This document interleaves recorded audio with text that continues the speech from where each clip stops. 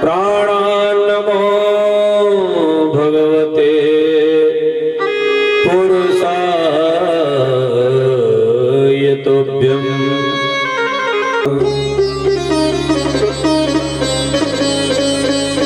बोलिए राधा कृष्ण भगवान की जय हो।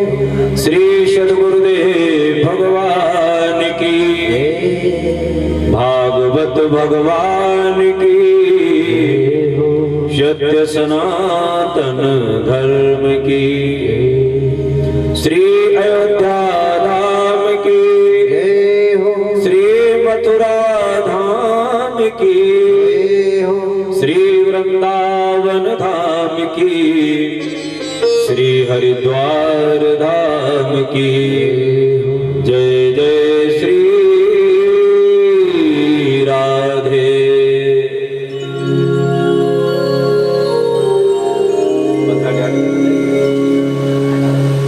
तुम बिल्कुल ही आगे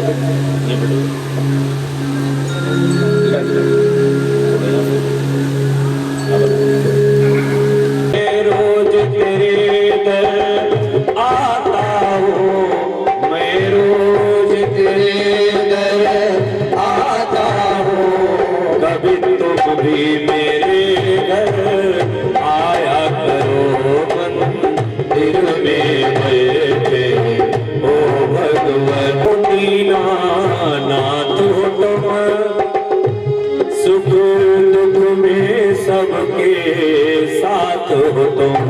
मैं दीन हूँ दीनानाथ हो तुम, सुख दुख में सबके साथ हो तुम। मैं दीन हूँ दीनानाथ हो तुम, मैं दीन हूँ दीनानाथ हो तुम। सुख दुख में सबके साथ हो तुम, सुख दुख में सबके साथ हो तुम। तुमसे मिलने की दिल में चाहत बसी, तुमसे मिलने की दिल में चाहत बसी। कभी तुम भी मुझे अपनाया करो, मैं रोज तेरे दर आता हूँ, मैं रोज तेरे दर आता हूँ। कभी तुम भी मेरे घर आया करो, मंदिर में बैठे ओ भगवान। सीताराम राम राम राजा राम राम राम, सीताराम राम राम राजा राम राम राम, सीताराम राम राम हरि बोल, सीताराम राम राजा राम राम राम, सीताराम राम राम राजा राम राम राम, सीताराम राम राम राजा राम राम राम, सीताराम राम राम राजा राम राम राम, सीताराम राम राम राजा राम राम राम, सीताराम राम राम राजा राम राम राम, सीताराम राम राम राजा राम राम राम, सीताराम राम राम राजा राम राम राम, सीताराम राम राजा राम राम राम, सीताराम राम राम राजा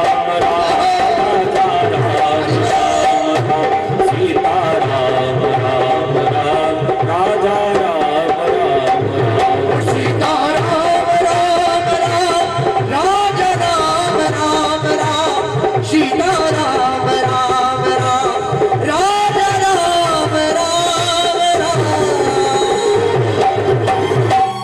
बोलिए सीताराम भगवान की, गौरी शंकर भगवान की, नमः पार्वती पतये हर हर महादेव। परम मंगलमय भगवत स्वरूप श्रीमद् भागवत महापुराण अंतर्गत बड़ी सुंदर चर्चा आप लोग श्रवण कर रहे थे मध्याह्नकालीन बेला में।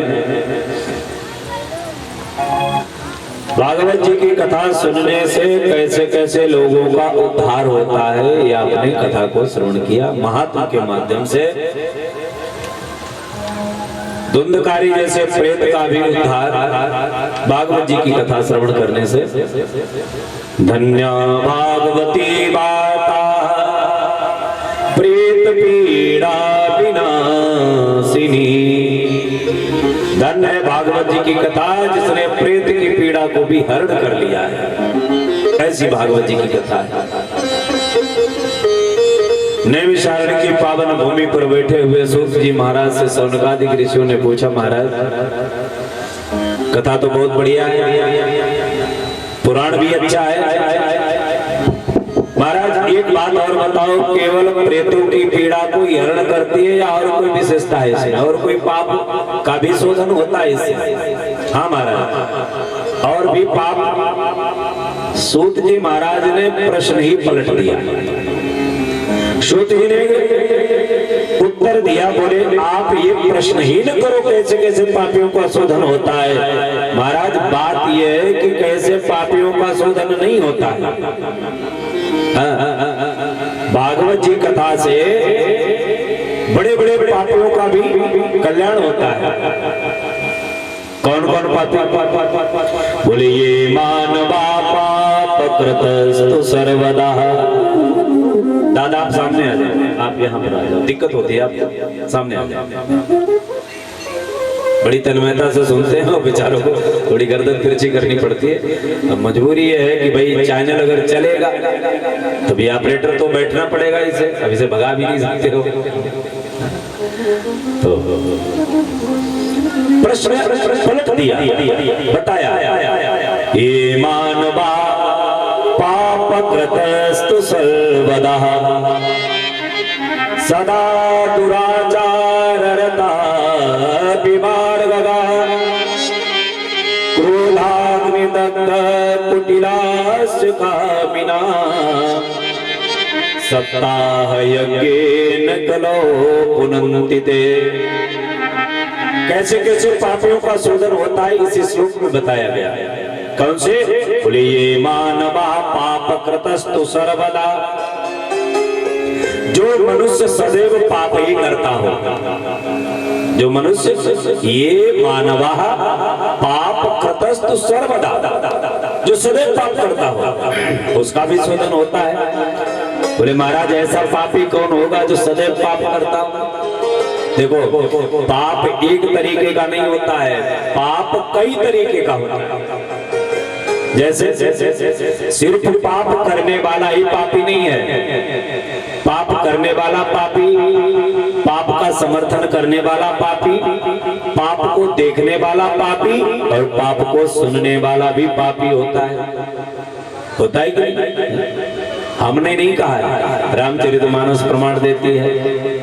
सती महारानी जब अपने पिता दक्ष के यज्ञ में गई तो उन्होंने खुद कहा है, सुनहु सभासद सकल मुनिंदा, सुनहु सभासद सकल मुनिंदा, कहीं सुनी जिन शंकर निंदा, कहीं सुनी जिन शंकर निंदा।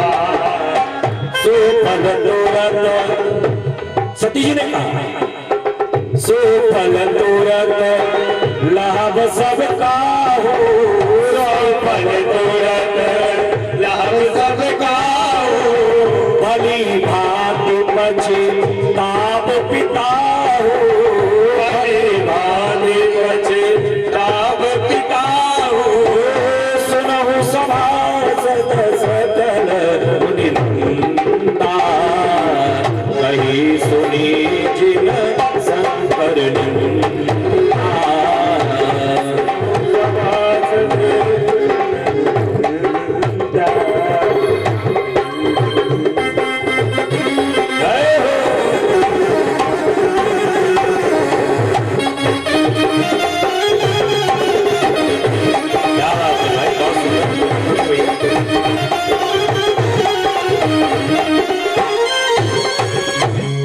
सती महारानी कहती है, सुनो सभासद सकलम निंदा, कही, जिन्होंने कहा है शंकर जी के लिए उल्टा सीधा, और केवल कहने वाला नहीं, कही सुनी, जिसने सुना है वो भी पापी है। कही सुनी जिन, तो कहने वाला भी पापी और सुनने वाला भी पापी, और जितने लोग देख रहे हैं सब पापी हैं और सब इस परिणाम को भली भांति भुगतेंगे। सो फल भली भांति सब खाओ, भली भांति पछताव पिता। सो फल तुरंत लाभ सब खाओ, सबको दंड मिलेगा।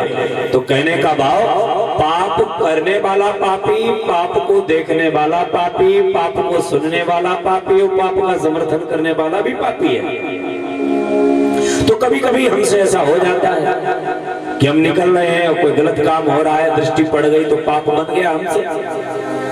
अथवा कभी कभी न चाहते हुए भी कभी हमारी जुबान से गलत शब्द निकल जाए, तो ऐसे पापियों का भी शोधन होता है। ये मानवा पाप कृतस्तु सर्वदा सदा दुराचार रता विमार्गदा। सदैव दुराचारी रहा हो, कुमार्ग पे चला हो, क्रोधाग्नि दग्ध, क्रोध की अग्नि में हर समय जलता रहता है। जो व्यक्ति देखो, क्रोध करना भी पाप है, क्रोध करना पाप है। तो एक ने कहा जब क्रोध करना पाप है तो क्रोध बनाया क्यों गया? अगर क्रोध करना पाप है, क्रोध गलत है, तो महाराज इसे बनाया क्यों गया? जरूरत क्या थी?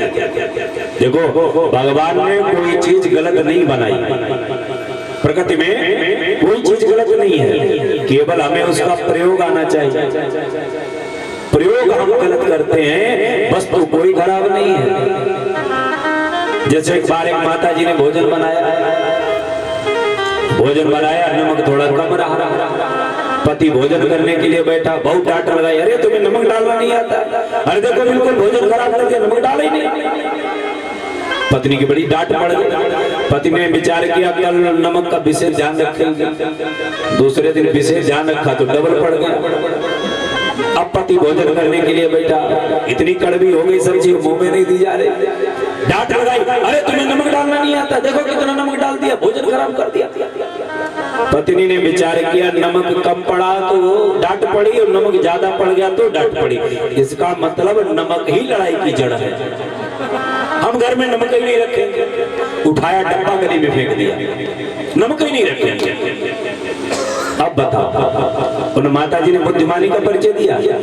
अरे नमक खराब नहीं है, नमक लड़ाई की जड़ नहीं, प्रयोग, केवल प्रयोग करना तुम्हें नहीं आता है, लड़ाई की जड़ ये है। नमक अगर कम पड़े तो भोजन बिगड़ जाएगा, नमक ज्यादा पड़ जाए तो भोजन बिगड़ जाएगा, और नमक अगर सही मात्रा में पड़ जाए तो भोजन सुस्वाद बनता है कि नहीं बोलोगे? इसी प्रकार क्रोध भी खराब नहीं है, क्रोध अच्छा है, लेकिन समय पर अगर क्रोध किया जाए तो अच्छा है। एक व्यक्ति ने समय पर क्रोध किया, एक ने समय पर क्रोध किया, परिणाम क्या निकला? बोले राम जी के हाथों में उसका प्राणांत हुआ है। कौन? जटायु। समय पर क्रोध किया। और एक व्यक्ति ने समय पर क्रोध नहीं किया, परिणाम क्या हुआ? बोले बाणों की सरसैया पर महाराज 54 दिन तक पड़े रहे। कौन?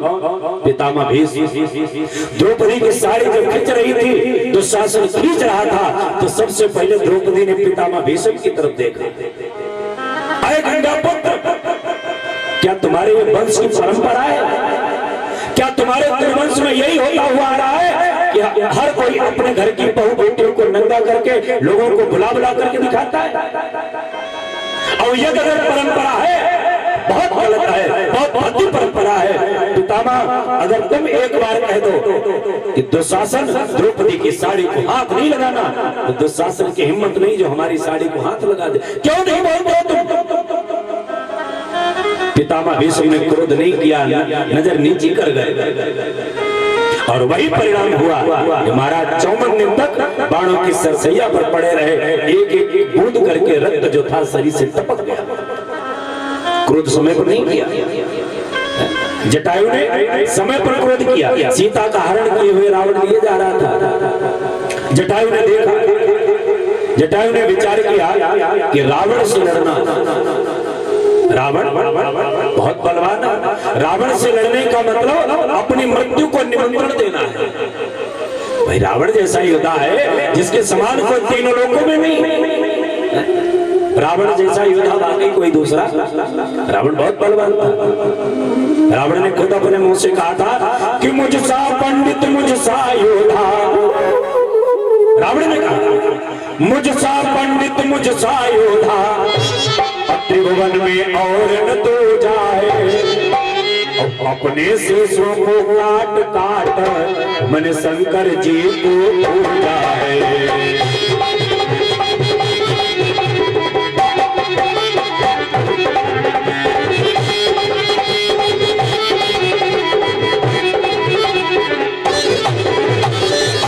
रावण खुद कहता है कि हमसे बलवान तीनों लोगों में कोई नहीं है। बाकी रावण बलवान था कि नहीं था? बोलो भाई, बलवान था, उससे समान कोई बलवान नहीं था।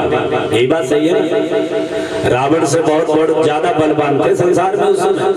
हाँ, रावण तो केवल दुष्प्रचारित बलवान था, रावण से भी बड़े बड़े बलवान थे उस समय। उसी समय जिस समय अंगद गए हैं रावण की सभा में, 1 मिनट की बात सुन लो, अगर आ गई तो बता देता हूँ, नहीं तो ये भ्रम बना रहेगा कि बाकी रावण ही बलवान था। हाँ, अंगद जिस समय रावण की सभा में गए, रावण से पूछा कहो रावण तुम कौन से रावण हो? रावण ने कहा हम वो रावण है जिन्होंने कैलाश पर्वत को उठा लिया, हमसे बड़ा बलवान कोई नहीं है। और इतना ही नहीं, हमारे चलने से पृथ्वी कांपती है। और बाकी रावण के चलने से पृथ्वी कांपती थी। चलत दशानन डोलत अबनी, अब गर्भ श्रवई सुनी निश्चर रबनी। रावण कहता है कि मेरे चलने से पृथ्वी कांपती है, मैं इतना बलवान हूं। अंगद ने कहा रावण तुम्हारे तो चलने से पृथ्वी कांपती होगी ना, और हम जिसके साथ रहते हैं, जिसके दास हैं, उसका छोटा वाला भाई जब बोलता है तो पृथ्वी कांपती है। कौन? लक्ष्मण। और बाकी लक्ष्मण जब बोलते थे तो पृथ्वी कांपती थी। राजा जनक की सभा में जिसमें महाराज जनक ने कहा वीर विहीन मही हम जानी, तजौआस निज निज राजाओ लिखा न पित पैदे ही विवाहो। मैं समझ गया इस संसार पर कोई वीर नहीं है, और अगर मैं ये जानता कि पृथ्वी वीरों से खाली हो गई है तो ऐसे संकल्प करके मैं अपनी जगहसाई नहीं करता। राजा जनक ने खुद कहा अरे देश देश के राजा गण, राजा जनक ने कहा अरे देश देश के राजा गण, और हम किसी कहे बलशाली है, और अब हमको ये विश्वास हुआ पृथ्वी वीरों से खाली है।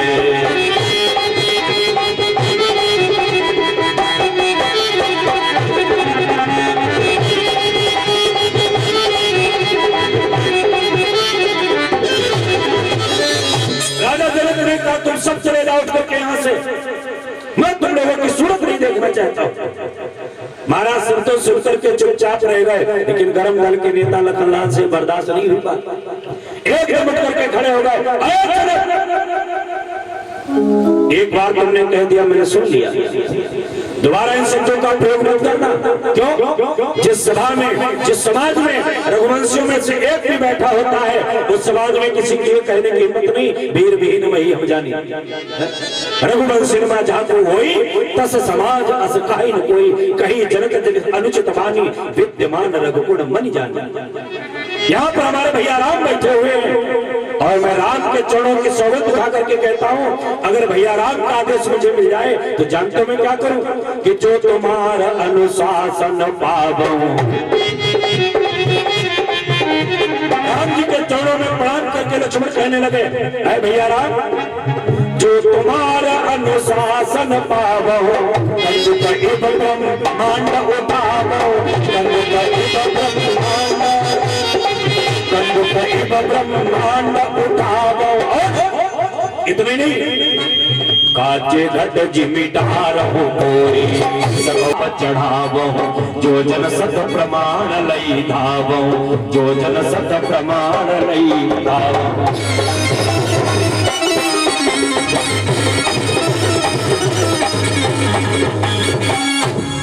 अरे भैया राम, अगर तुम्हारे चरणों का आशीर्वाद मुझे मिल जाए तो धनुष को उसी गिनती में समूचे ब्रह्मांड को उठा करके कोसों तक भागता हुआ चला जाऊं। और जो लक्ष्मण ने गरज करके बात कही, तुलसीदास जी महाराज ने लिख दिया क्या कि लखन सको बचन जब बोले,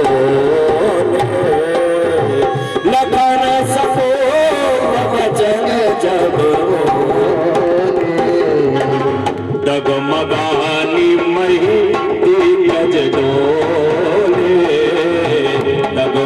काली मही कांपती है, लक्ष्मण के बोलने से कांपती है। तो भैया बलवान कौन हुआ?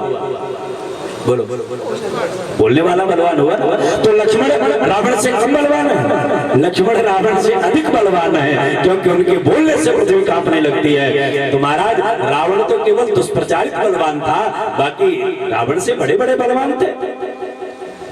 रावण ने कहा अंगद से कि महाराज एक बात बताओ, जब छोटा वाला बोलता है तो पृथ्वी कांपती है, तो बड़े वाले को तो बोलना भी नहीं पड़ता होगा, पृथ्वी कांपती होगी। अंगद ने कहा बिल्कुल सही कहा, हमारे प्रभु राम जिस समय धनुष के ऊपर हाथ रखते हैं ना तो पृथ्वी कांपने लगती है। तो कहने का भाव रावण इतना बलवान था, भले दुष्प्रचारित था लेकिन बलवान तो था। जटायु ने विचार किए, 4 भाग किए हैं, विस्तार किया है, इसलिए इनका नाम व्यास पड़ गया। बाकी इनका नाम है श्री कृष्ण द्वैपायन। तो महाराज फिर पाराशर क्यों कहा है? क्योंकि पाराशर वंश में ही उत्पन्न हुए हैं। इनके पिता का नाम है पाराशर। अच्छा, पाराशर के पिता का नाम मालूम है आप लोगों को? व्यास जी के पिता का नाम तो है पाराशर, और पाराशर जी के पिता का नाम शक्ति मुनि। महाभारत में कथा आती है, एक दैत्य ने उनको खा लिया था महाभारत में। तो इनके पिता का नाम है शक्ति मुनि, और शक्ति मुनि के पिता का नाम है वशिष्ठ, और वशिष्ठ के पिता का नाम है ब्रह्मा। ब्रह्मा के पुत्र वशिष्ठ, वशिष्ठ के पुत्र शक्ति मुनि, शक्ति मुनि के पुत्र पाराशर, पाराशर के पुत्र हैं व्यास जी, और व्यास जी के पुत्र हैं सुखदेव जी महाराज। ये इनकी वंश परंपरा है। तो महाराज व्यास जी से आकर के पूछा है, व्यास जी महाराज तुम्हारा मन संतुष्ट है कि नहीं? बोले ना। क्यों? 17 पुराण बनाए हमने महाराज, लेकिन मन करता है भी कुछ किए नहीं। नारद जी ने कहा एक काम करो, तुम गोविंद के गुणानुवादों का वर्णन करो। जब तक लेखनी के द्वारा, जब तक वाणी के द्वारा भगवान गोविंद का नाम न निकले, तब तक वो वाणी बेकार है। जिस मुख से भगवान का नाम न निकले। अरे हमें देखो, नारद जी कहते हैं पिछले जन्म में मैं एक दासी का पुत्र था। अपने पूर्व जन्म की कथा सुनाई नारद जी ने। मैं दासी का पुत्र था। मेरी मैया घर घर जाकर के चौका बर्तन काम करती थी, भोजनालय बनाने का। एक सेठ के यहाँ भोजन बनाने के लिए मेरी मैया गई। तो सेठ ने कहा देवी तुम्हें साधु सेवा आती है? बोले हाँ खूब आती। तो सेठ के यहाँ संत लोग आए थे, कुछ क्षत्रिय लोग। तो मेरी मैया उनको भोजन बना के कराती है, और मैं भी छोटा सा बालक था, इनके साथ में जाता अपनी मैया। संत लोग भोजन करते हैं तो मासन बिछा देते हैं, जल छिड़क देते हैं, चौका साफ करते हैं, पानी भर के लाते हैं, संतों को भोजन कराते हैं। महाराज जब संत लोग भोजन करके उठ जाते हैं तो बचा हुआ पात्र में वो भोजन हम प्रसाद समझ करके खा लेते हैं। इतना लगाव हो गया संतों से। नारद जी कहते हैं जब वो संत लोग चलने लगे तो हमने उनसे निवेदन किया महाराज हमको भी ले चलो, हम भी ठाकुर सेवा करना चाहते हैं, भगवान का नाम जप करना चाहते हैं। संतों ने कहा देखो ऐसा है, जब तक तुम्हारी मैया जिंदा है तब तक तुम नहीं जा सकते। सबसे बड़ा भजन, सबसे बड़ा पूजन, सबसे बड़ी तपस्या माता पिता की सेवा है, इससे बड़ा कोई पूजन नहीं। इसलिए तुम मैया की सेवा करो। नारद जी ने विचार किया अगर मैया ना होती तो हम संतों के साथ जरूर चले जाते। हे प्रभु ऐसा करो हमारी मैया जल्दी मर जाए,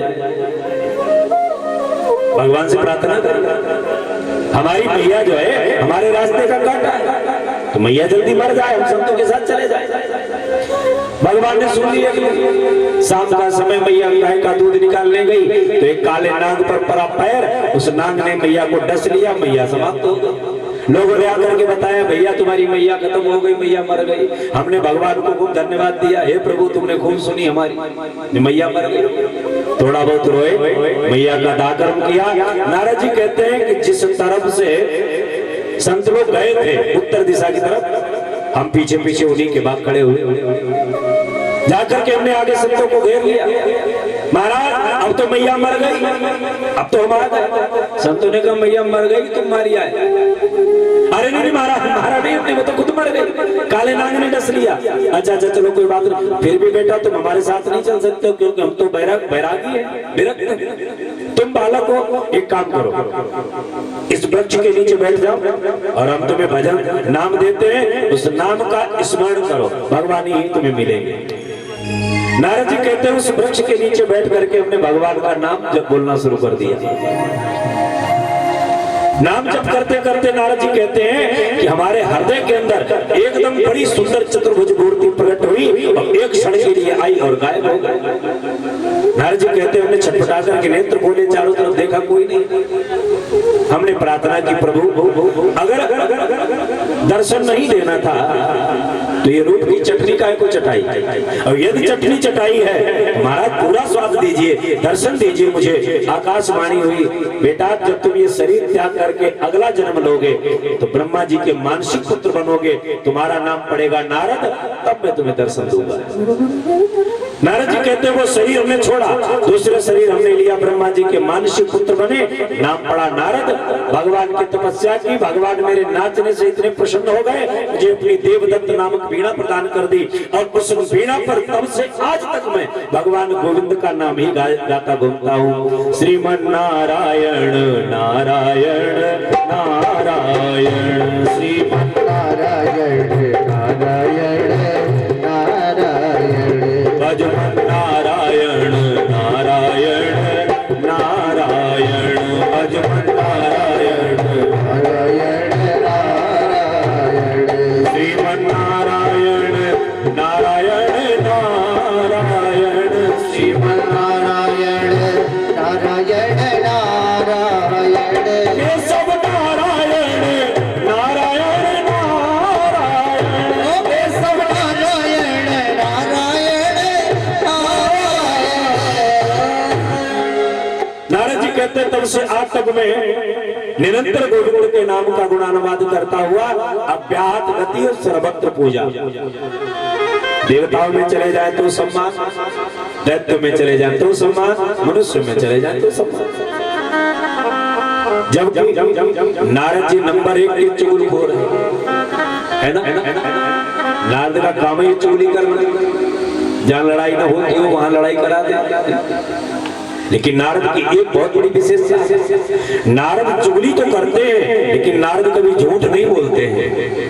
नारद वचन सदा सुठी सांचा, नारद के वचन सदैव सत्य होते हैं, और सत्य बोलने वाले का हर जगह सम्मान होता है, और झूठ बोलने वाले का सम्मान उसकी पत्नी नहीं करती। दूसरी बात छोड़,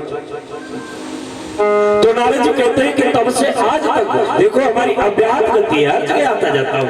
तो तुमसे हमारा ये निवेदन है कि तुम भगवान गोविंद के गुणानुवादों का वर्णन करो।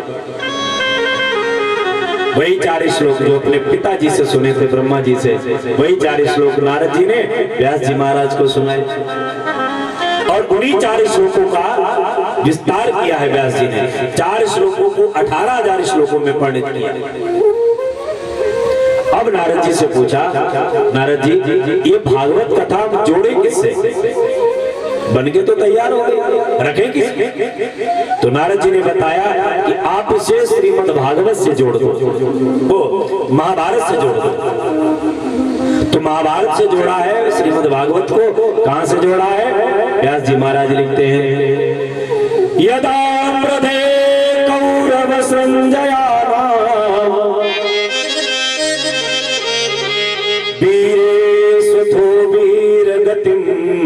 गतेषु प्रबोधरावित गदाविवर्ष भगन्योरुदण्डे धृतराष्ट्रपुत्रे। दुर्योधन की दोनों जंघाएं टूटी हुई हैं, भीम की गदा के द्वारा दोनों जंघाएं दुर्योधन की टूट गई, कुरुक्षेत्र में पड़ा हुआ है। यहां से भागवत जी को जोड़ा गया है। थोड़ा आप पीछे से देखते हैं, पहले 18 गिनती प्रधान है। महाभारत का युद्ध 18 दिन तक हुआ, 18 कोष के वर्ग क्षेत्र में हुआ, 18 क्षुणी सेना का निपात हुआ, और 18 पर्व है महाभारत में। बोलो भाई, है कि नहीं? 18 गिनती प्रधान है। जबकि रामचरितमानस में 9 अंक प्रधान है। रामचरितमानस की रचना कब हुई? नवमी को। नवमी भौम बार मधुमासा शुक्ल पक्षया चरित प्रकाशा। रामचरितमानस की रचना नवमी को। अच्छा, राम जी का अवतार नवमी को हुआ। नवमी तिथि मधुमास पुनीता शुक्ल पक्ष अभिजित हरि प्रीता। तो राम जी का अवतार नवमी को, रामचरितमानस की रचना नवमी को, सीता जी का अवतार नवमी को, राम जी का राज्याभिषेक नवमी को। रामचरितमानस में 9 अंक प्रदान है। क्यों? रामचरितमानस में 9 अंक इसलिए प्रदान है कि 9 अंक जो है वो पूर्णांक है। आप लोग पढ़े लिखे हो, 9 के आगे कोई गिनती है? बोलो भाई, पढ़िए आप लोगों ने कोई गिनती 9 के आगे? आप लोगों ने 9 के आगे है कोई गिनती? अगर आप कहें 9 के आगे हमारा 10 है तो 10 लिखने के लिए आपको 1 लिखना पड़ेगा और 1 के आगे 0 लगाना पड़ेगा, तब 10 बनेगा, है ना? तो अपने आप में समर्थ अंक कोई अगर है तो वो 9 है। 9 के आगे कोई गिनती नहीं है, एक दूसरे को जोड़ जोड़ करके गिनतियां बनाई गई, बाकी अंक को केवल जो है वो 9 ही है। 9 अंक पूर्णांक है। इसलिए रामचरितमानस में 9 अंक इसलिए पूर्णांक है क्योंकि ग्रंथ जो है वो पूर्ण ग्रंथ है। इसमें केवल वेदों की कथा नहीं, इसमें पुराणों की कथा नहीं, इसमें शास्त्रों की कथा नहीं, इसमें वेद पुराण शास्त्र सबकी कथा है। नाना पुराण निगमागम सम्मतम यद रामायणे निगदितम क्वचित् दयन्तोऽन्पि स्वान्ता सुखाय तुलसी रघुनाथ गाथा भाषा निबंध मत मंजुल मातनुन्ति। अथवा 4 वेद पुराण अष्टदश 6 शास्त्र सब ग्रंथन को रस मुनि जन धन संतन को सर्वस सार अंश संबत सब ही की आरती श्री रामायण। कुछ बचा है? वेदों की कथा, पुराणों की कथा, शास्त्रों की कथा इस रामचरितमानस में है।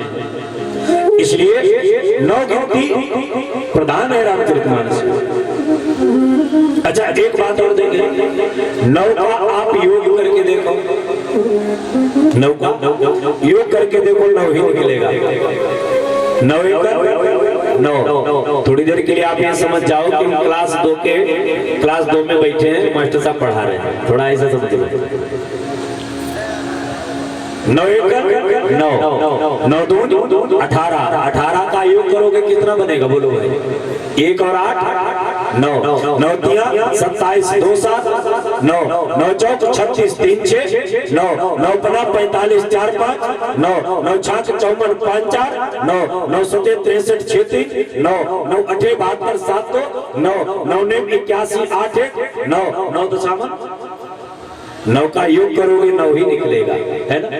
क्योंकि 9 पूर्णांक है, इसलिए रामचरितमानस में 9 अंक है। महाभारत में 18 अंक इसलिए है क्योंकि 18 अंक जो है वो सम है। किसी अंक से आप काटो 9, 18 अंक कट जाएगा। दुने 18, 9 दूनी 18, तिछा 18, छेतिया 18, बराबर बराबर कट जाएगा। क्योंकि महाभारत में विनाश हुआ है, सब कटे हैं, इसलिए महाभारत में 18 अंक प्रधान है, जिसमें 18 छोड़ी सेना का निपात हुआ। 7 छोड़ी सेना धर्मराज के पास में है, अब 11 छोड़ी सेना जो है वो दुर्योधन के पास है। 4 छोड़ी सेना दुर्योधन के पास ज्यादा है। क्यों ज्यादा है? इसलिए ज्यादा है क्योंकि जब 7 छोड़ी सेना इकट्ठी कर ली दोनों लोगों ने, इधर धर्मराज ने और उधर दुर्योधन, तो मदद मांगने के लिए चले हैं द्वारिकाधीश कन्हैया के पास। इधर से अर्जुन चला और उधर से दुर्योधन चला है। कभी लिखता है कि अर्जुन दुर्योधन दोनों पहुंचे एक ही साथ, अर्जुन दुर्योधन दोनों पहुंचे एक ही साथ, देखा सोए हुए हैं सैया पर यदुना कन्हैया सैया पर यदुना।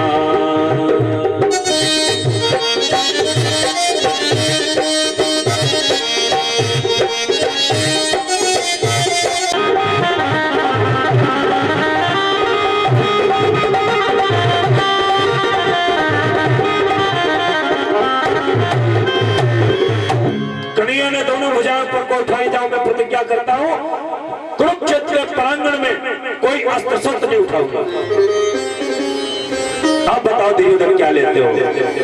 दुर्योधन ने मुस्कुरा करके कहा महाराज सुनो। हंस कर दुर्योधन ने कहा सुनो अरे घनश्याम, मेरे घर में है नहीं गाय चराना काम, गाय चराना काम।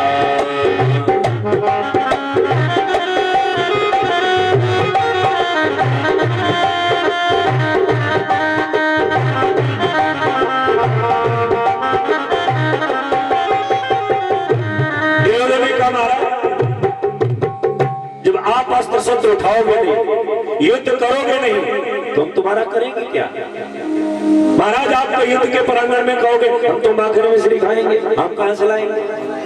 आप कहोगे हम तो गोपिकाओं के चीर खींचेंगे, हम कहां से लाएंगे? महाराज आप तो बंशी बजा करके ठुमके लगाओगे, महाराज वहां ठुमको वालों की जरूरत थोड़ी ना। अरे गदाएं चलेंगी, मुद्गत चलेंगे, तलवारें चलेंगी, वीरों की छातियां फटेंगी, कार पीठ दिखा दिखा करके भागेंगे। महाराज आप जैसे नाचने गाने वाले की जरूरत नहीं है। महाराज हमें 4 छोड़ी सेना दे दे, हम सेना ले जाएंगे।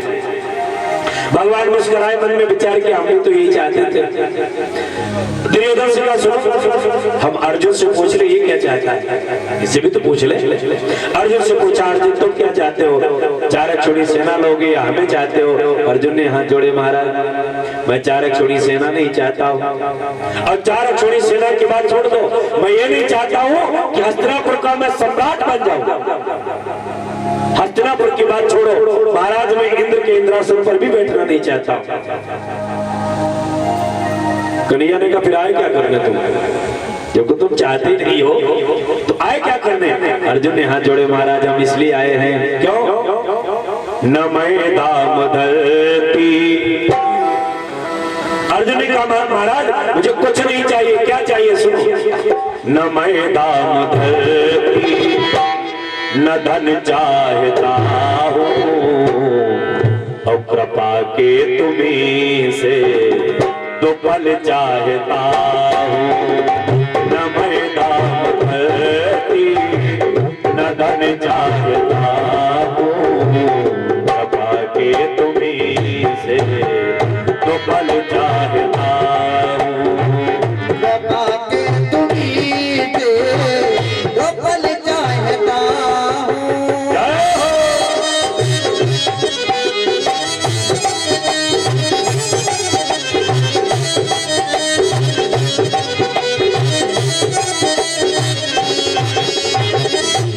अर्जुन कहता है महाराज मुझे धन धाम की कोई जरूरत नहीं है। अरे धन धाम की छोड़ो, मैं वो सही नहीं चाहता हूं जो आपके कामना है। सुने यस तेरा वो श्रवण चाहता हूँ, करे दर्श तेरा वो नयन चाहता हूँ।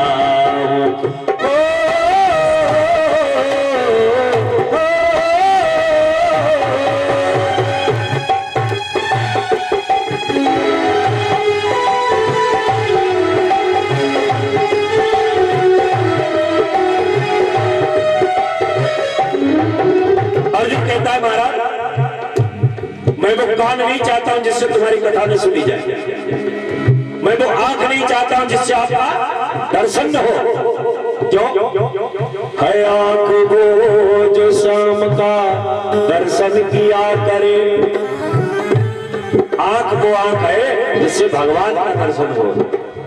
है आंख वो जो शाम का दर्शन किया करे।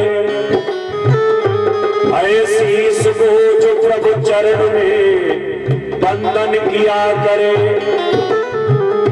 बेकार वो मुख है, बेकार वो मुख है जो रहे वो है जो भगवान का सुमिरन किया करे। हीरे मोती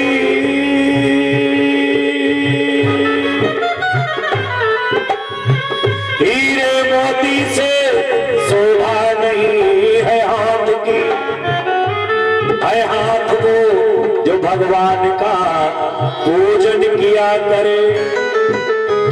और मरकर भी अमर नाम है उस जीव का जग में, मरकर भी अमर नाम है उस जीव का जग में। प्रभु प्रेम में बलिदान जो जीवन किया करे। इसलिए सुनिए यस तेरा श्रवण चाहता हो, करे दर्श तेरा नयन चाहता हूँ। झुके तेरे आगे वो सिर चाहता हूँ, झुके तेरे आगे वो सिर चाहता हूँ। कृपा के तुम्हीं से तो बल चाहता हूँ, कृपा के तुम्हीं से तो बल चाहता हूँ। कृपा के तुम्हीं से वो बल चाहता हूँ।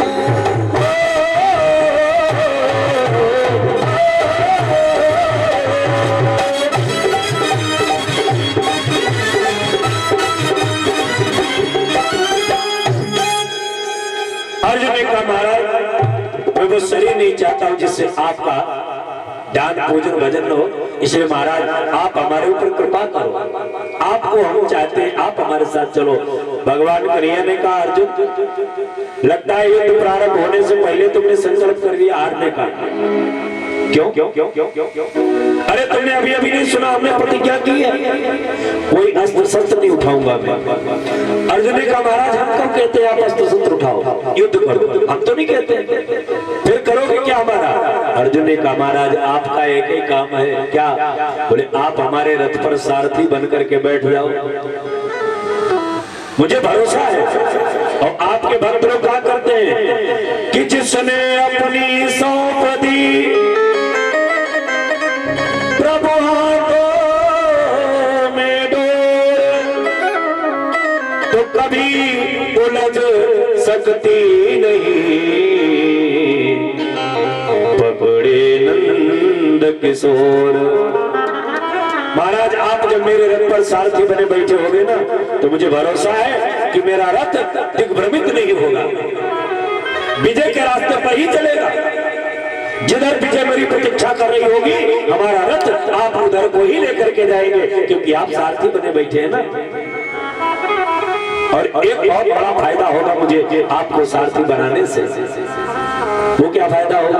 अर्जुन ने कहा महाराज वो फायदा ये होगा कि आप जिस समय सारथी बने बैठे होंगे ना मेरे सामने रथ पर, कोई बहुत बड़ा प्रतिद्वंदी होगा हमसे युद्ध करने आएगा और उस समय आप उसकी तरफ जरा सा देख करके मुस्कुरा देंगे। अब आपकी मुस्कान में वो जादू है कि आपकी माधुरी मुस्कान में वो फंस जाएगा, और जब तक वो आपकी माधुरी मुस्कान में फंसेगा मैं उसे मार मार के धराशायी कर दूंगा। ये बहुत बड़ा फायदा होगा क्योंकि आपकी मुस्कान में बहुत बड़ा जादू है। भगवान की मुस्कान में जादू है कि भक्त लोग गाया करते हैं कि मुस्कान तेरी मोहन अरे पागल कर जाती है,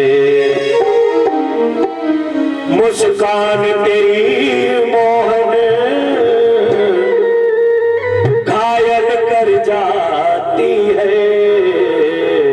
और ताली बजा करके सब लोग कहेंगे क्या? एक तान मधुर मोहन, एक तान मधुर मोहन अरे घायल कर जाती है, एक तान मधुर मोहन घायल कर जाती है।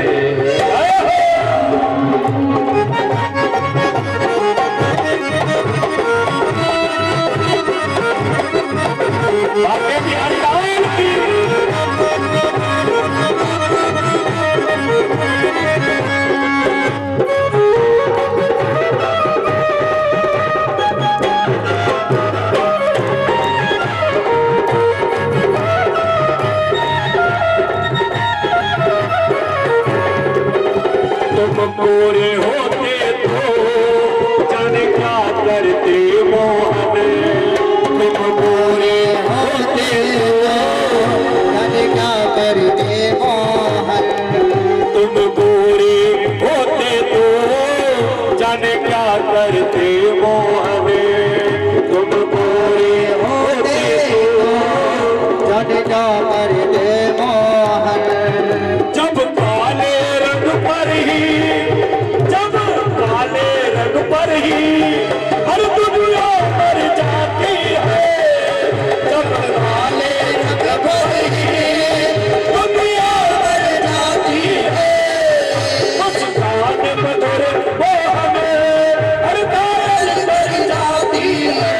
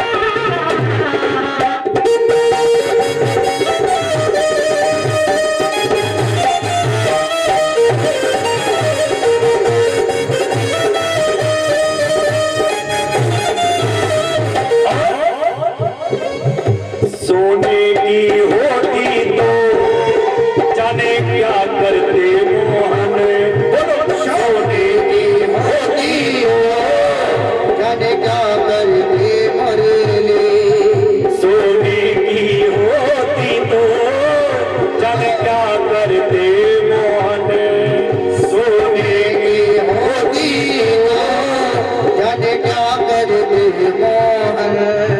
जब बांस की हो करके, जब बांस की हो करके हर दुनिया को बचाती है, ये बांस की हो करके दुनिया को नचाती है, मुस्कान मधुर वो हमें पागल कर जाती है।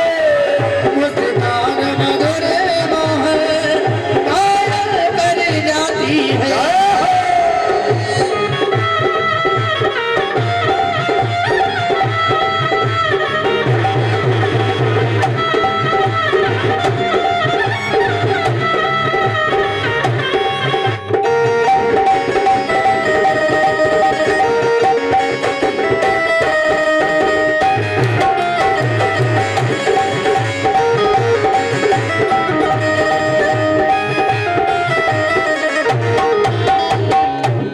अर्जुन ने कहा महाराज आप हमारे साथ चलो, आपको हम ले जाएंगे। मुझे भरोसा है कि आप जब मेरे रथ पर विराजमान होंगे तो हमारा रथ विजय के रास्ते पर ही चलेगा। इसलिए अर्जुन लेकर के भगवान कन्हैया को आए। 4 अक्षुणी सेना लेकर के दुर्योधन हस्तिनापुर गया है। भयंकर युद्ध हुआ। युद्ध का वर्णन तो महाभारत की कथा जब सुनो तब मिलेगा। 18 दिन तक युद्ध हुआ, बहुत भयंकर। बड़े बड़े योद्धा मारे गए, रक्त से भरा हुआ वो दरिया कुरुक्षेत्र की भूमि आज भी कहते हैं लाल है। एक कवि कहता है कि शोणित सागर था लाल लाल, अशोणित सागर लहराता था, और वह युद्ध क्षेत्र वह कुरुक्षेत्र, और भारत की गाथ सुनाता था। वह कुरुक्षेत्र वह युद्ध क्षेत्र था, भारत की गाथ सुनाता था।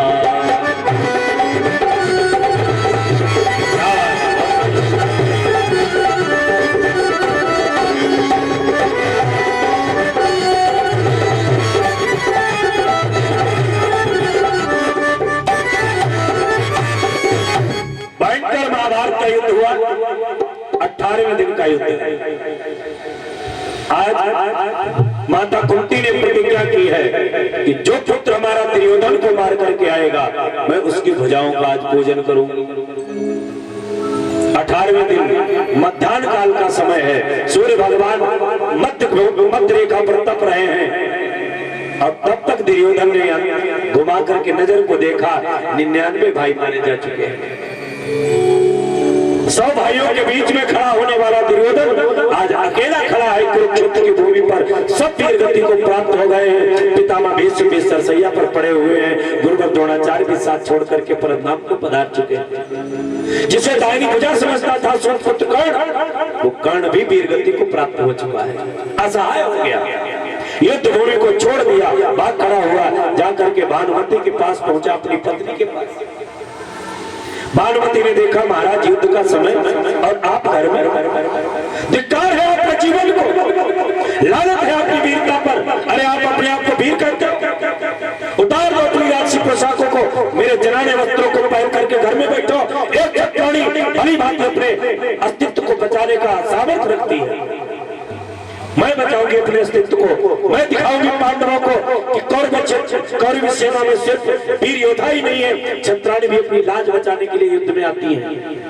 पत्नी ने धिक्कारा, अपनी पत्नी से अपमानित हुआ, माता के पास पहुंचा, गांधारी के पास। गांधारी ने पैरों की आठ सुनी, बेटा दुर्योधन ये तो मैं जानती हूँ युद्ध के समाचार ठीक नहीं है, लेकिन एक बात बताओ मेरे शेष पुत्र कितने बचे? ये 100 पुत्रों की मां कहीं निपुति तो नहीं हो गई? दुर्योधन ने कहा मां अगर पुत्रों की बात पूछ रही हो, शेष की बात पूछ रही हो, तो शेष पुत्रों में मैं ही तुम्हारा शेष बचा हूं, सब मारे गए। गांधारी रोने लगी, बेटा दुर्योधन तुमने हमारे एक कहने को नहीं माना, अगर एक कहने को मान लिया होता तो आज 100 पुत्रों की मां निपुति नहीं। बेटा मुझे इसका दुख नहीं है कि मेरे 100 पुत्र मारे, 99 मारे गए, इसका भय नहीं मुझे, इसका दुख नहीं है, क्योंकि क्षत्राणी अपने पुत्रों को इसी दिन के लिए जन्म देती है। अपने पुत्रों से कहती है बेटा कट जाना वही, मर जाना वही, पर दूध को मेरे ल जाना नहीं।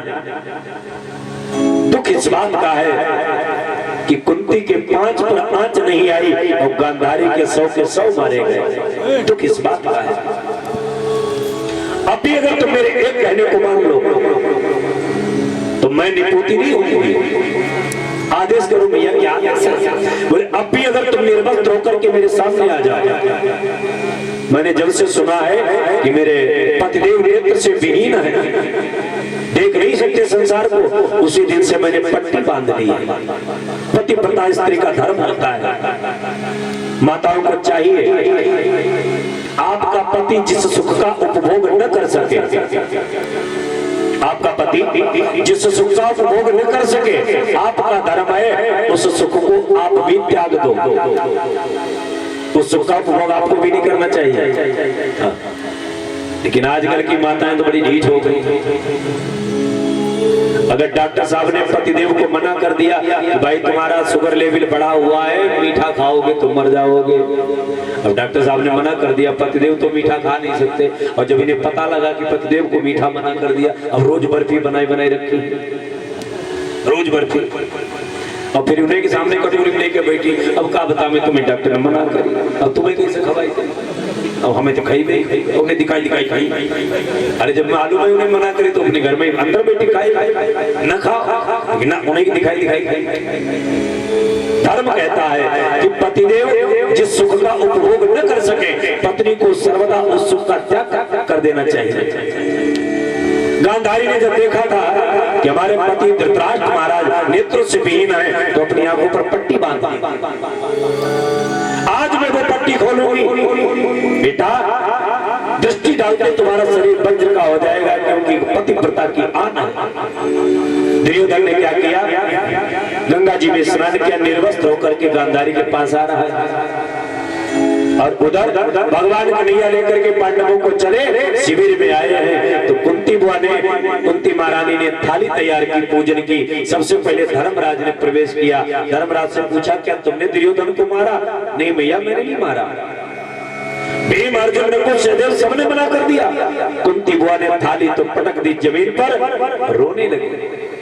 कन्हैया ये तुमने क्या किया कि कुंती कहाई सुनो हरि भारत, भारत मारण भयो है अकारथ। क्यों? अरे कुशल गयो और दुर्योधन धामा, तो सेना मारे के कामा। अरे दुर्योधन भी जीवित है, अगर दुर्योधन जीवित है तो तुम अपने आप को विजय से घोषित नहीं कर सकते। कुंती बुआ रोने लगी। भगवान ने कहा कुंती बुआ चिंता मत करो, मैं प्रण करता हूँ जब तक दुर्योधन को मरवा नहीं दूंगा वापस नहीं आऊंगा। पांचों पांडवों को लिया भगवान ने करके चल दिया। अब भगवान ने विचार किया, देखे दुर्योधन आएगा, आंखें बंद की, क्या देखा? निर्वस्त्र होकर के मैया गांधारी के पास जा रहा। भगवान ने विचार किया, अरे राम राम, एक पतिव्रता से टक्कर हम भी नहीं ले सकते। एक पतिव्रता के वरदान के आगे हमको भी झुकना पड़ेगा, इससे पहले उसको रोक लिया जाए। भगवान पांडवों से अंतर्धान हुए, जाकर के दुर्योधन के पास पहुंचे, कंधे पर हाथ रखा पीछे से, चौक आने नहीं, कुरुपति डरो नहीं, निर्वस्त्र होकर कहां जा रहे हो? दुर्योधन का क्या बताए, मैया का आदेश से निर्वस्त्र होकर के आओ, नेत्रों की पट्टी खोलोगे शरीर वज्र का हो जाएगा। भगवान कन्हैया ने मुस्कुरा करके कहा, दुर्योधन बुढ़े होने को आए हो, अरे थोड़ी बहुत शर्म बची है कि सब बेच खाई तुमने, अरे थोड़ी बहुत तो लाज करो इस अवस्था में मैया के सामने। दुर्योधन का क्या बताएं कन्हैया, मैया का आदेश से कपड़े पर पहनना। कन्हैया ने कहा, हम कब कहते तुम कपड़े पहनो? अरे कपड़े न पहनो, लेकिन लज्जा का तो थोड़ा ध्यान करो, लज्जा तो बचा लो। तो महाराज बगैर कपड़ों के लज्जा कैसे बचेगी? कन्हैया ने कहा, बच जाएगी ना। कैसे? बोले अपने अधो भाग पर कमर में केले के पत्ते लपेट लो, कपड़ा भी नहीं होगा, तेरी लज्जा भी बच जाएगी। दुर्योधन ने कहा, कन्हैया जितना हम तुम्हें गलत समझते थे उतने तुम हो नहीं गलत। जीवन में पहली बार तुम सीधा बोले हो, जीवन में पहली बार तुमने हमारे मतलब की बात कही, सीधा बोले हो। भगवान मुस्कुराए, दुर्योधन ये तो हम जानते, सीधा बोलो कि टेढ़ा बोले ये तो हम जानते हैं। भगवान अंतर्धान हुए, पांडवों के पास आ गए और उधर जाकर के दुर्योधन पहुंचा है गांधारी के पास। गांधारी ने देखा, पट्टी को खोल करके, दुर्योधन तुमने मेरे अंतिम कहने को भी नहीं माना, छुपा जाओ अपने प्राण, बचा लो अपने प्राण, अब तुम जीवित नहीं बच सकते हो, क्योंकि तुमने अपने कमर पर जो केले के पत्ते लपेट रखे, यही कच्चा रह गया भाग और यही मृत्यु का कारण बनेगा, इसलिए भाग जाओ, अब मैं भी नहीं बचा सकती। अब दुर्योधन लेकर के गदा पहन करके कपड़ा भागा है और व्यास सरोवर में जाकर के छुप करके बैठ गया जल स्तंभन क्रिया के द्वारा। दुर्योधन को जल स्तंभन क्रिया थी, जल स्तंभन मतलब जल की दीवार खड़ी कर देता था, जहां जाता था वही जल खड़ा हो जाता था, रुक जाता था। ये क्रिया दुर्योधन को आती थी। जल स्तंभन क्रिया के द्वारा जल रोक दिया, बैठ गया जल के अंदर। उधर पांडवों को लेकर के भगवान कन्हैया पहुंचे उस सरोवर के किनारे। सबसे पहले भीम से कहा, भीम इस सरोवर में बैठा है दुर्योधन, निकालो। महाराज निकलेगा कैसे? अरे वो क्षत्रिय है, वीर आंख लगाओ अभी आएगा। भीम महाराज ने लगाई वीर आंख, अरे दुर्योधन बाहर निकल करके आओ, कारों की भांति छुप करके क्या बैठे हो? अरे वीर हो तो बाहर आओ, युद्ध करो हमसे। मैं कुंती नंदन भीम तुम्हें युद्ध के लिए आमंत्रित करता हूँ। आवाज लगाई, अरे दुर्योधन कि तूने आरंभ किया युद्ध रूपी यज्ञ, तुमने आरंभ किया, मैं तो संधि चाहता था, युद्ध तुमने प्रारंभ किया, इसलिए तूने यज्ञ आरंभ किया, अब तू ही पीछे हटता है, पड़ चुकी सहस्त्रों आहुतियां, अब पूर्णाहुति से डरता है।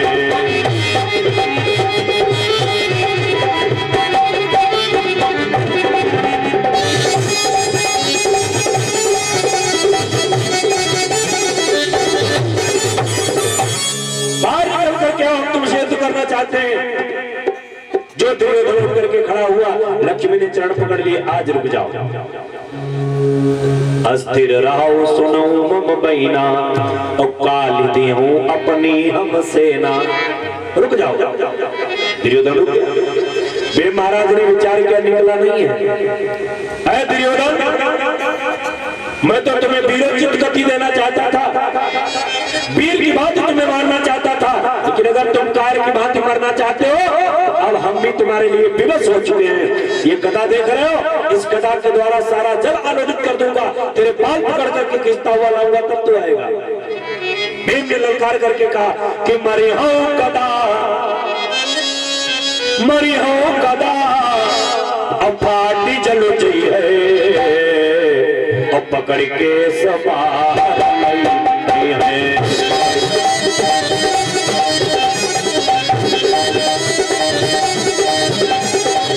मरी हो गदा, फाटी जलू चाहिए, पकड़ के सवार लई है, पकड़ के सवार लई है।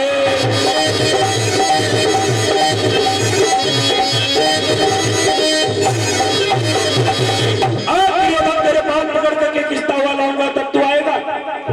और जो इतना कहा, दुर्योधन एकदम उठ करके खड़ा हुआ और बाहर निकल करके कहा, अरे अपनी जुबान पर ताला लगा लो।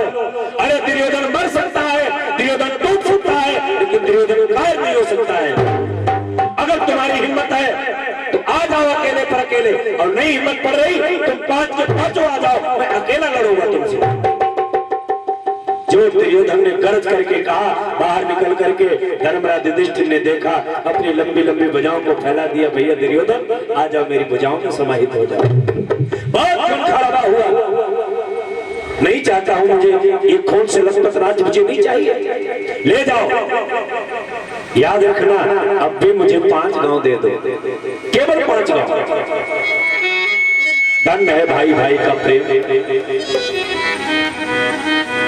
दुर्योधन ने कितने षड्यंत्र नहीं रचाए पांडवों को मारने के लिए, और एक भाई के लिए अब भी कितना प्रेम दिखा रहा है। भुजाओं को फैला दिया, मेरी भुजाओं में समाहित हो जाओ। हम नहीं चाहते हैं कि कुंती के अगर 5 के 5 जीवित है तो गांधारी माँ का एक जरूर जीवित रहना चाहिए। आ जाओ, धन्य है वो समय जब एक दुश्मन बना भाई खड़ा है और उसके प्रति भी धर्मराज के मन में कितना प्रेम है। और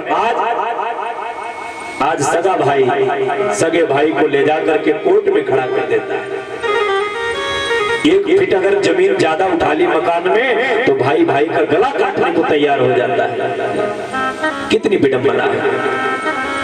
परमात्मा ने भाई बना करके क्यों भेजा है? मानो हर माँ के एक ही बालक के हुए उत्पन्न हुआ, क्यों भाई बना करके भेजा है? अरे भाई बना करके परमात्मा ने भेजा है कि तुम भाई हो, भाई की जाकर के विपत्ति बांटो, जाकर के भाई की विपत्ति बांटो। लेकिन आकर के हम भाई बनकर के विपत्ति तो नहीं बांटते, संपत्ति जरूर बांट लेते हैं, और संपत्ति के बंटवारे में अपने भाई का गला काटने के लिए भी तैयार हो जाते हैं।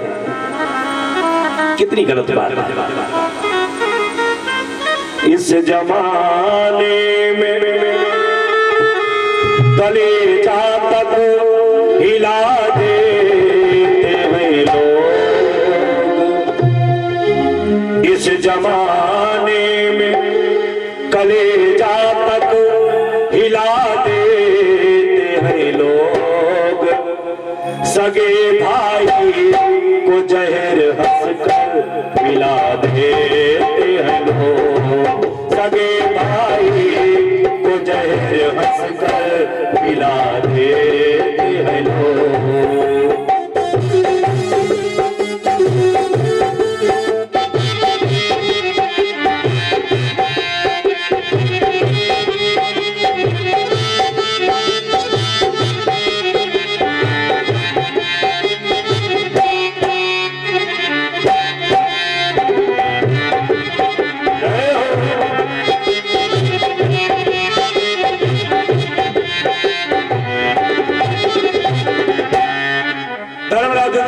भुजाओं को फैला दिया। दिया, भैया आ जाओ 5 गांव मुझे दे दो, अपना राज्य ले जाओ।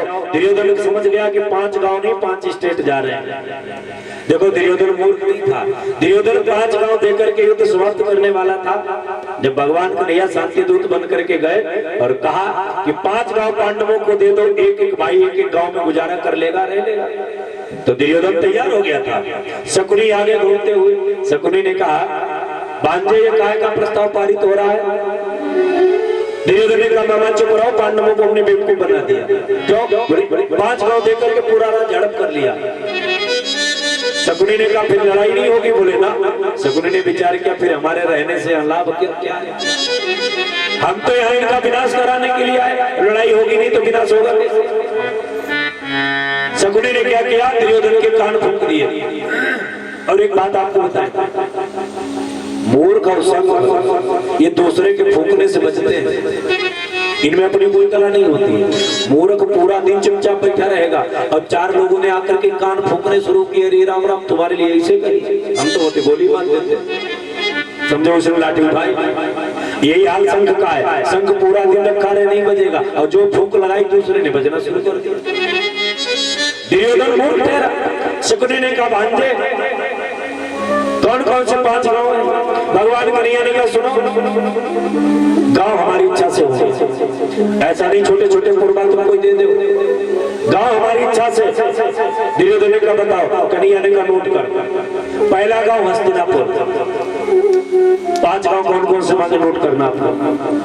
पहला गांव हस्तिनापुर, दूसरा बोले इंद्रप्रस्थ, तीसरा उज्जैन, चौथा वाराणसी, 5वां जयपुर। ये 5 गांव चाहिए। शकुनी ने कहा भाई सुनो, ये 5 गांव नहीं 5 स्टेट जा रहे हैं। क्यों क्यों क्यों क्यों? बोले पहला गांव मांगा हस्तिनापुर, हस्तिनापुर हरियाणा में लगता है।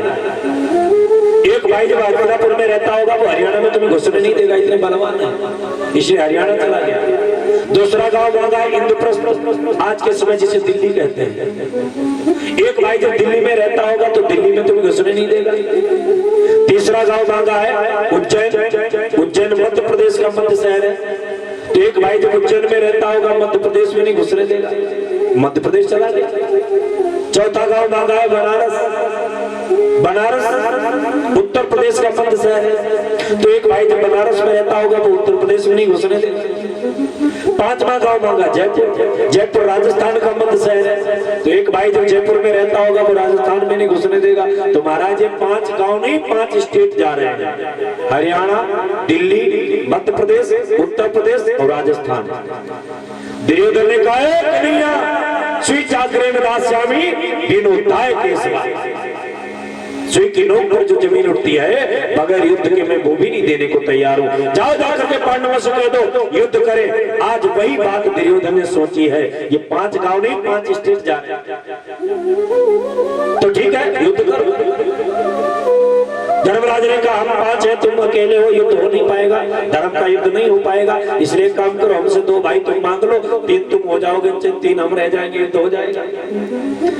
भगवान कन्हैया ने अर्जुन से कहा अर्जुन लगता है धर्मराज ने भांग खानी शुरू कर दी, इनकी बुद्धि खराब हो गई, ये कह रहे हमसे 2 भाई मांग लो। अर्जुन अगर कहीं दुर्योधन ने तुमको और भीम को मांग लिया तो धर्मराज नकुल सहदेव 3 बचेंगे, अकेले भगा भगा के मार डालेगा, एक भी नहीं बचेगा। तब तक दुर्योधन ने कह दिया सुनो हम क्षत्रिय हैं और क्षत्रिय दुश्मन की मदद नहीं लेता है, राधे राधे युद्ध समाना, राजा राजाओं का युद्ध होगा। चलो भाई ठीक, बात अब भी नहीं बनी।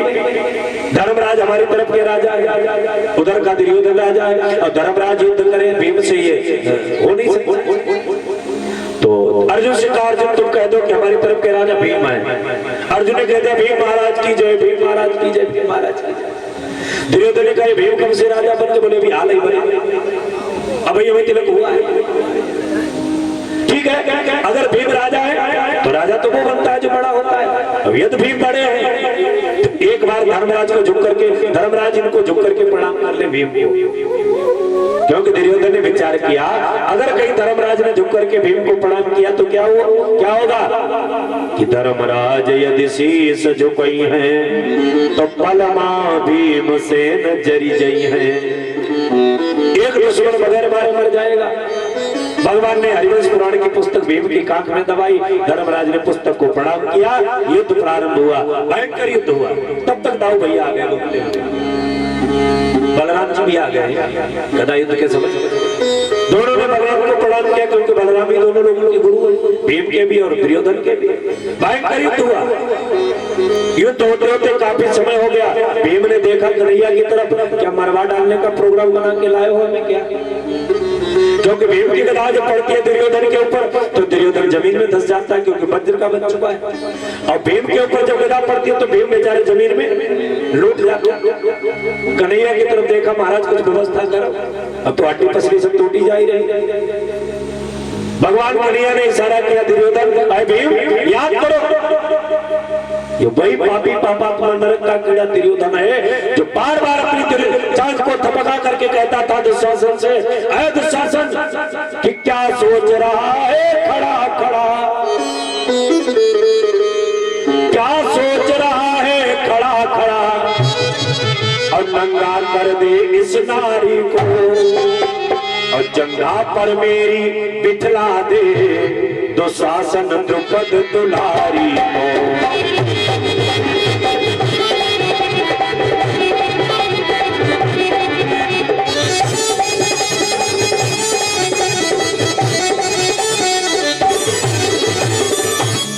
दुशासन द्रौपदी को नंगा करके मेरी जान पर बिठा दो, ये बोलने वाला ये दुर्योधन ही था।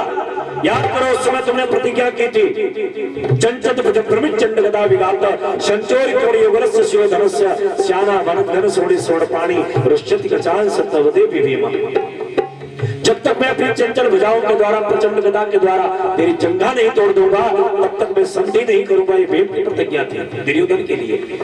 आज जो प्रतिज्ञा की याद आई, भीम ने प्रतिज्ञा की थी कि मैं तेरी जांघ को तोड़ूंगा, मेरा वादा है,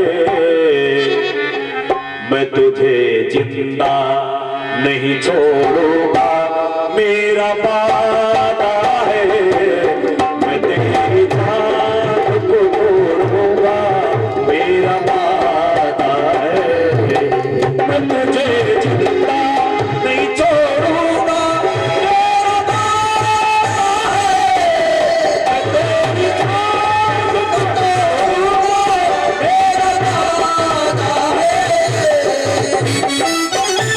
वादा है।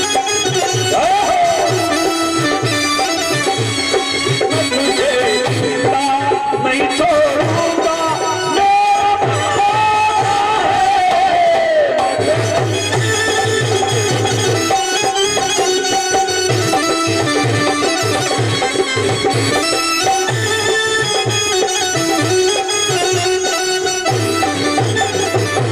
याद करो भीम। और जो भीम को याद आई, घुमा करके गदा का प्रहार दोनों जंघाओं के ऊपर कर दिया, दाम से दोनों जंघाएं टूट गई, दुर्योधन गिर गया है। चिल्लाया, दगा हुआ, धोखा हुआ। दाऊ भैया दौड़े भीम को मारने के लिए। कन्हैया ने समझा दिया, अरे अधर्म भीम ने एक बार कर दिया, और इसने अधर्म कितने किए हैं मन, इतने धर्म किए हैं। 7 महारथियों ने मिलकर के बेचारा अभिमन्यु का वध किया था।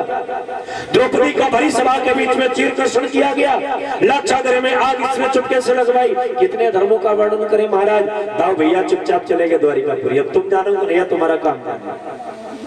दुर्योधन को अर्धमृत अवस्था में छोड़ करके पांडव लोग वहां से चले आए। समय की कैसी विडंबना, जिस दुर्योधन के इशारे पर हजारों दास दासियां खड़े रहते थे, और वो दुर्योधन आज जो हिंसक पशु है, वो दुर्योधन को मृत समझ करके नोच करके खाने का प्रयास करते हैं, लेकिन दुर्योधन अपने शरीर की सुरक्षा स्वयं नहीं कर पा रहा है। इसे कहते हैं वक्त, इसे कहते हैं समय।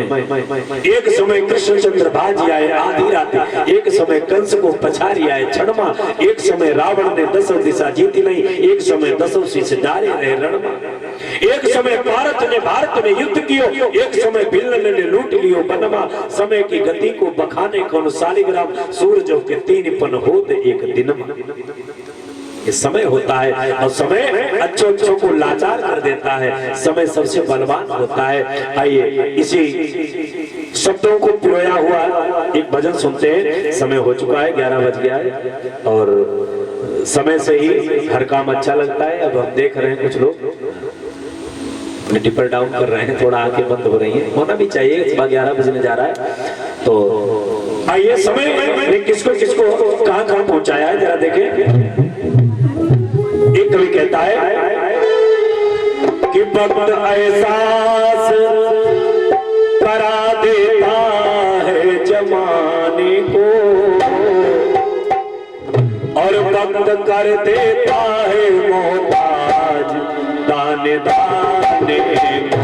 वक्त कर देता है मोहताज दाने दाने को। वक्त कर देता है मोहताज दाने दाने को। वक्त कर देता है मोहताज दाने दाने को।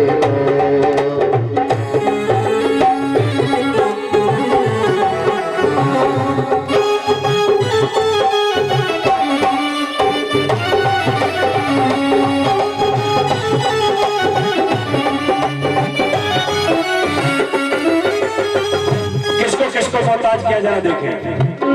सखा बचपन के सुदामा और नंदलाल हुए। सखा बचपन के सुदामा और नंदलाल हुए। मित्रताई की इस जहान में मिसाल हुए। मित्रताई की इस जहान में मिसाल हुए। भाव रस से भरी थी भाव कैसे बदलते। भाव रस से भरी थी भाव कैसे बदलते।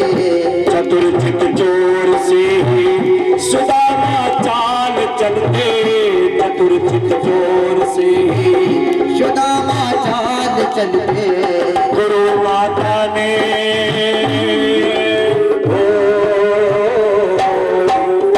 गुरु माता ने दिए थे जो चने खाने को। सुदामा ने जो चना गुरु माता ने दिए थे वो चने अकेले खा लिए थे। इसलिए क्या हुआ, गुरु माता ने दिए थे जो चने खाने को। तो सुदामा हो गए मोहताज दाने दाने को। सुदामा हो गए मोहताज दाने दाने। सुदामा हो गए मोहताज दाने दाने को। आगे की सेवा करते हुए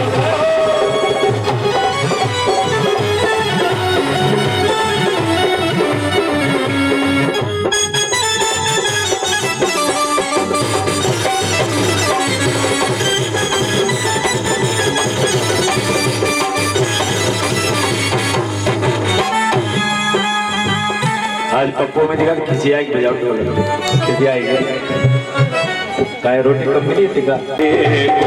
सुदामा हो गए मोहताज दाने दाने। और दूसरा कौन वक्त के लपेटे में आया, जरा देखिए महाभारत की कथा है। कहाँ कब क्या हो किसी ने नहीं जाना कल को। कहाँ कब क्या हो किसी ने नहीं जाना कल को। दुखी दिन कैसे दिखा दिए राजा नल को। दुखी दिन कैसे दिखा दे राजा नल को। पास सब कुछ तजिद के रहे वो हाथ मलते। पास सब कुछ तजिद के रहे वो हाथ मल के। मरी मछली बिचल में चली जाती उछल के। मरी मछली जल में चली जाती उछल के। जल के भी जल में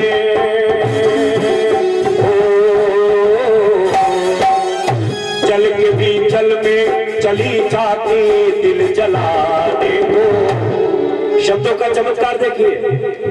जल के भी जल में चली जाती दिल जलाने को। तब राजा नल हो गए मोहताज दाने दाने।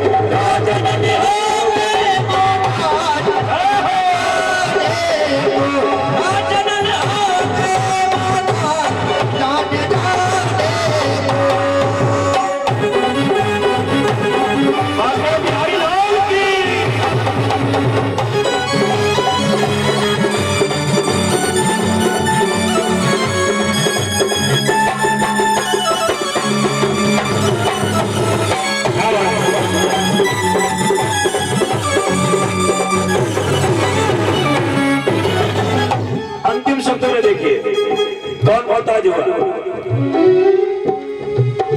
वक्त उन पर जब अज्ञातवास का आया, वक्त उन पर जब अज्ञातवास का आया।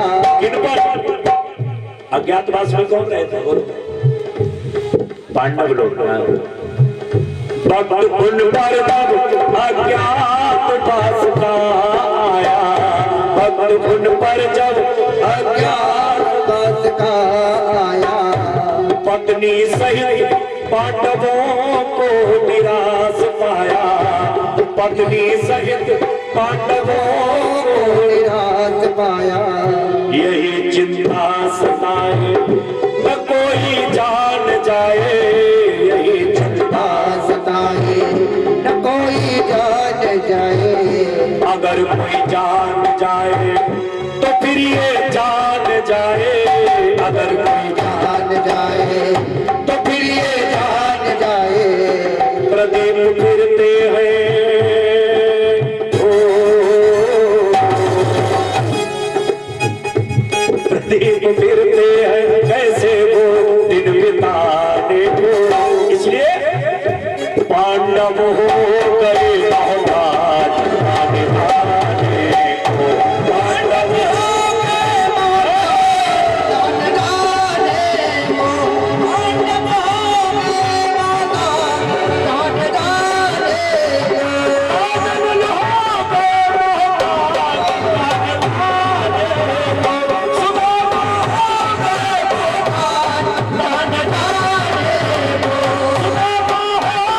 को।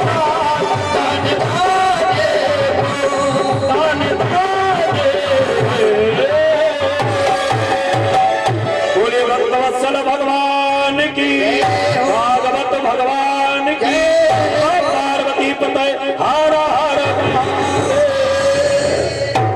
आज की कथा को बस यहीं पर